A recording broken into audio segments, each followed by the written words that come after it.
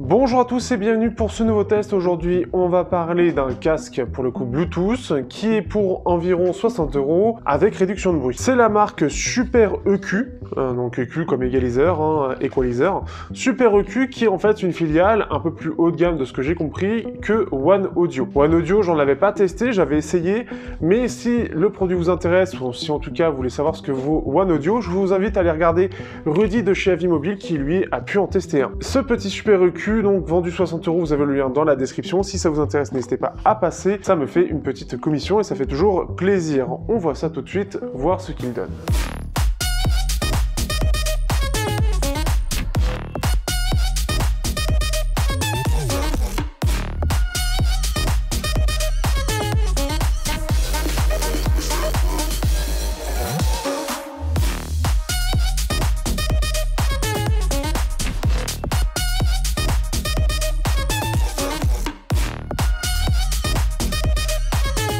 Au niveau du design, on a quelque chose d'assez classique et assez simple d'ailleurs. Dans ce coloris, donc en noir et rouge, on a quelque chose qui fait assez agressif et assez jeune. D'ailleurs, on a la mention Be Free, Be Young, donc c'est clairement orienté pour les jeunes, le jeune public, avec un design qui est sobre mais qui a ses touches colorées, qui plaît surtout aux jeunes générations. C'est toujours le cas, ça a toujours été comme ça. Donc, globalement, le casque fait propre. Alors, on est sur quelque chose qui est tout en plastique. On peut le replier complètement. Par contre, les écouteurs, les pavillons, eux, ne se tourne pas. Donc ça, c'est un petit souci, mais il y a encore des casques qui font ça. Donc c'est assez logique qu'on a à 60 €, il y a forcément des petites choses. Et on a encore quelques casques même haut de gamme qui sont de ce type-là et qui ne se replient pas. Les mentions droite et gauche sont montrées à l'intérieur des pavillons, à l'intérieur des écouteurs. Donc ça, c'est aussi une chose, c'est quelque chose qui est assez classique, qui est de la même couleur d'ailleurs que le rouge ici. Donc ça permet de le repérer assez vite par rapport à la couleur noire. On a quelque chose de très sobre au niveau des boutons puisqu'on n'en a que 4. On a donc 3 boutons classiques, le Power, Play, Pause, ainsi que le bouton Volume plus et moins, donc rien d'incroyable de ce point de vue-là. On y reviendra sur la fonction, mais on a un bouton qui gère l'ANC, le mode transparent et la désactivation des deux, donc ça, le côté assez classique aujourd'hui, de plus en plus. On peut voir d'ailleurs les micros qui sont vers le haut du casque, ainsi que vers le derrière, vers le bas ici. On a par contre, alors on a bien toujours du jack, et d'ailleurs on a bien un câble jack qui est fourni au passage avec. Par contre, on est limité à du micro USB. Aujourd'hui, on est en 2020-2021, puisqu'il est sorti en 2020, fin 2020. C'est un peu dommage d'avoir toujours du micro USB. Donc ça, c'est un peu le truc que je regrette un peu dans ce produit. Au niveau des accessoires, par contre, on est sur quelque chose d'assez complet, puisqu'on a droit à une petite pochette de transport, donc en simili-cuir, qui est assez propre, donc des couleurs en plus de ça du casque, sachant qu'il y en a une version blanche et rouge. On a droit bien sûr à un câble de chargement et à un câble jack, mais aussi un adaptateur pour notamment les avions avec ce côté diviseur jack et pour pouvoir les brancher. Donc pour ceux qui se baladent en avion, vous aurez un casque filaire qui sera fonctionnel. Le casque en lui-même en tout cas est plutôt propre au niveau du design. Vraiment le seul truc, les deux trucs que je regrette, c'est le côté non pivotant des pavillons ainsi que le côté micro USB.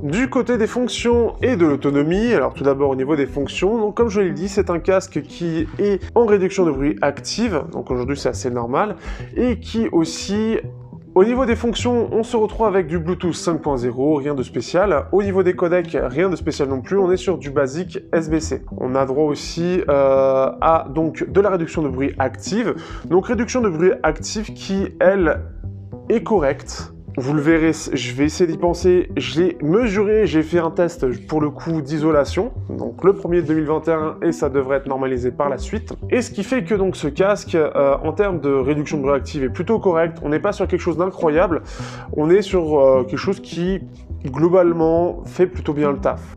Le souci avec la réduction de bruit active qui est présente, c'est surtout le bouton en lui-même.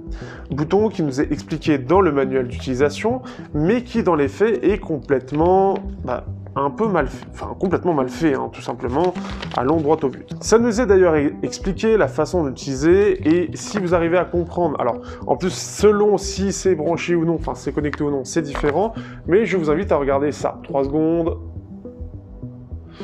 En gros, dans l'idée, on appuie une fois, ça passe du mode ambiant au mode donc réduction de bruit, et si on appuie 2 secondes, bah ça le désactive. En tout cas, ça désactive le mode réduction de bruit. Mais en fait, comme c'est très mal fait, on a l'impression qu'on peut activer le mode transparent tout en ayant le mode réduction de bruit actif.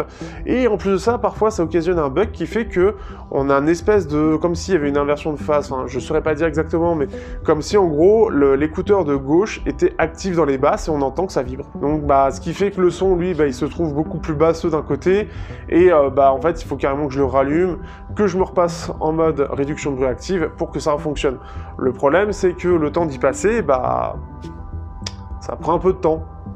Et c'est, je pense, la fonction la plus mal faite, et c'est clairement le point noir, à mon sens, sur ce casque, c'est cette gestion du bouton qui aurait mérité d'avoir plus une petite fonction où on pousse entre le désactiver, activer et mode transparent. C'est quelque chose qui est beaucoup plus efficace et beaucoup plus simple à utiliser que ce truc qui est clairement à chier, hein, clairement. Ou encore, bah, du côté, et j'ai justement permis de comparer, du côté de Anker avec le Soundcore donc Life Q30, qui eux, tout simplement, c'est un coup en mode transparent, un coup en normal, un coup en mode ANC. Là, ils ont compliqué quelque chose qui pouvait être très simple à être mis en place. Donc, vraiment, pas terrible. Pour l'autonomie, par contre, on est sur quelque chose qui est très bon, puisqu'on est aux alentours des 40-45 heures d'autonomie, donc selon ANC activé ou non. Donc on est sur du très bon et une très bonne autonomie, ce qui fait qu'il tiendra en plus de ça plutôt bien dans le temps, mais ce qui fait que j'ai pas eu beaucoup besoin de le recharger. Clairement, il tient vraiment bien, malgré les nombreuses heures que je l'ai utilisé. Donc ça, c'est le côté très positif. Si vous cherchez un casque autonome, il fait partie des gros casques autonomes que l'on peut trouver.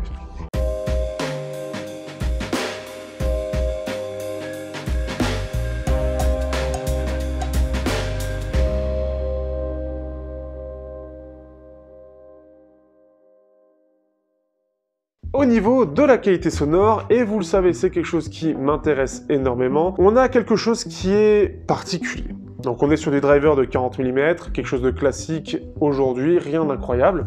Et ce qui fait que ce Super EQ S1, eh bien, il a un son qui est très orienté basse haute et bas médium. Comme vous pouvez le voir sur ce que j'ai montré en termes de courbe de fréquence, on est sur quelque chose qui est très bizarre et clairement pas commun si on compare à d'autres casques. Et pourtant, ça marche plutôt bien. Je m'attendais franchement, enfin quand on le mesure, on s'attend pas du tout à avoir ce type de mesure-là en fait, parce qu'on peut voir que les basses tombent très vite, et c'est effectivement le cas, elles tombent assez vite.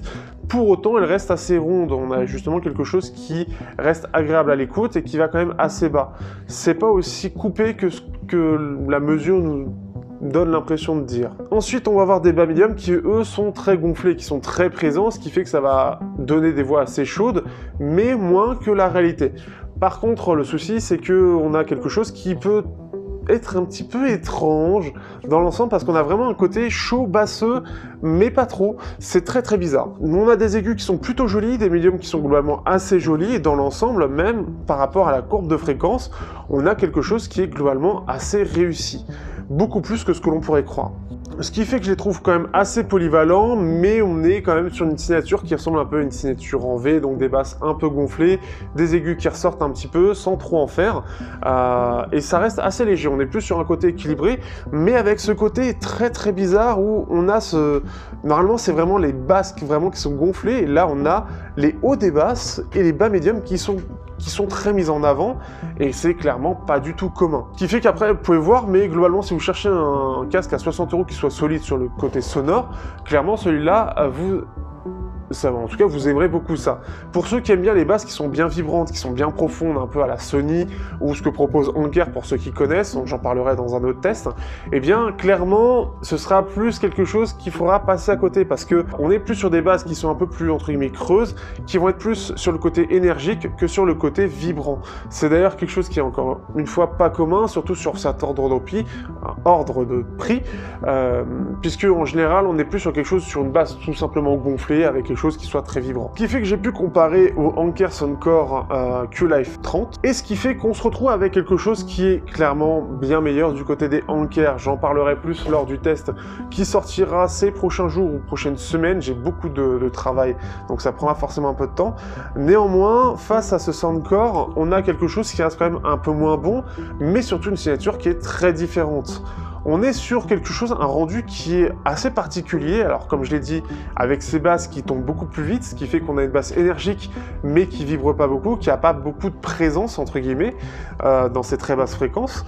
Mais on a quelque chose qui reste assez joli, qui reste assez agréable, plutôt bien détaillé, avec une scène plutôt large. Néanmoins, le Anker fait mieux.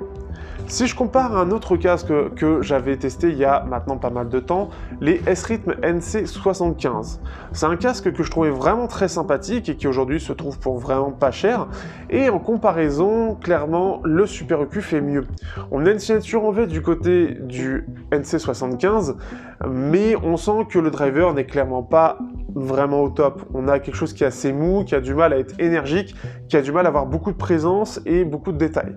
Celui-ci on restitue plus et a une signature qui est beaucoup plus fun, qui est beaucoup plus vivante et avec laquelle clairement on s'amuse plus. Donc après c'est quelque chose de différent, on est sur quelque chose de plus cher, plus récent, mais malgré la signature qui est très différente et normalement le côté plus flatteur des S-Rhythm, c'est quand même le Super EQ qui gagne. J'ai comparé aussi au Mixeder E9 Pro, que j'ai testé aussi il n'y a pas longtemps, qui est un peu moins cher aussi, et on a quelque chose qui est aussi meilleur. Pareil, le driver semble de meilleure qualité, on a quelque chose qui est plus punchy du côté des Super EQ, plus fun, plus naturel aussi dans l'ensemble, comme le S-Rhythm, dans l'ensemble c'est quand même globalement plus naturel du côté des Super EQ, et ce qui fait que malgré sa signature très particulière, je l'ai trouvé étonnamment bon. J'ai été assez surpris. D'ailleurs, Rudy de Avis Mobile vient de les tester, a sorti le test, et on a conclu la même chose. Donc clairement, ce qui fait qu'on a quelque chose qui est très particulier tout en étant facilement écoutable et qui devrait plaire à la plupart des gens. Il n'est jamais agressif en plus de ça, il est vraiment doux et agréable à porter, ce qui fait que vraiment j'étais assez étonné, je m'attendais vraiment à beaucoup moins bien de la part de cette nouvelle marque et de cette signature très très étrange.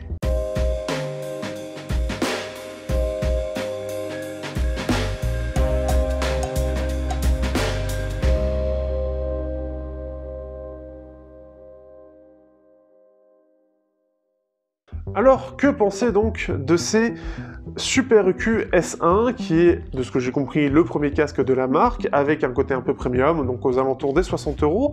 Eh bien, j'étais assez surpris. On a forcément quelque chose qui est orienté pour une cible jeune, on le voit clairement sur le design et sur les mentions Be Free, Be Young. On a quelque chose qui est autonome, on a un son qui est plutôt bon, il est plutôt confortable, il tient bien sur la tête, d'ailleurs pour les petites têtes, ça pourra bien tenir, puisqu'il a un maintien qui est quand même assez fort, et malgré ça, qui n'est pas trop fort pour ne pas être désagréable pour ceux qui ont une tête un peu plus large, comme par exemple la mienne. Donc ça a été bien équilibré, et on sent que le casque a quand même été bien étudié. Ce qui est le plus étonnant, c'est clairement sa qualité sonore, du moins la signature, la courbe de son qu'il propose, qui est clairement pas du tout commune à ce que l'on peut avoir sur un casque à ce prix-là, ou même globalement sur n'importe quel casque. C'est assez étrange, c'est pas du tout commun, c'est une expérience. Mais ce qui fait que dans les faits, on n'est pas sur quelque chose d'aussi mauvais que ce que la courbe de fréquence pourrait nous dire.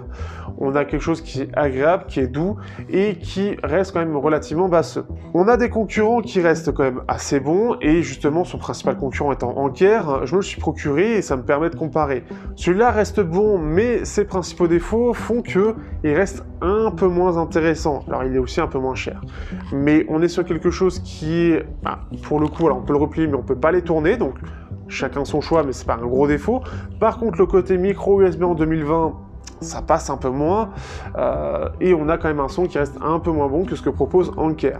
Ça reste en tout cas quelque chose de solide, donc si vous cherchez à avoir un casque de qualité, vous n'hésitez pas à vous le procurer. Comme j'ai dit, vous pouvez aller voir le test de Rudy qui pourra vous compléter par rapport à ce test-là. J'ai vu un autre test qui est écrit, et vous pouvez le retrouver facilement parce que c'est le seul sur ce casque-là.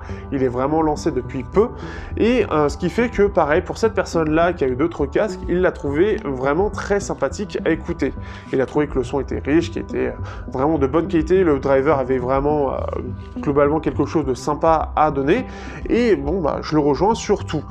Vraiment pour moi en tout cas au final le plus étrange, c'est vraiment la courbe de fréquence qui est donnée, qui est quand même vraiment unique en son genre, mais malgré ça, et malgré que la courbe de fréquence aurait dû nous dire c'est assez mal réglé, ce Super EQ S1 nous prouve le contraire à l'écoute réelle, comme quoi il ne faut pas trop s'y fier, et on a quelque chose qui est très agréable à l'écoute et qui plaira à la plupart des gens. Sur ce, j'espère que vous aurez apprécié, et on se dit à bientôt pour un prochain test sur Technoïd.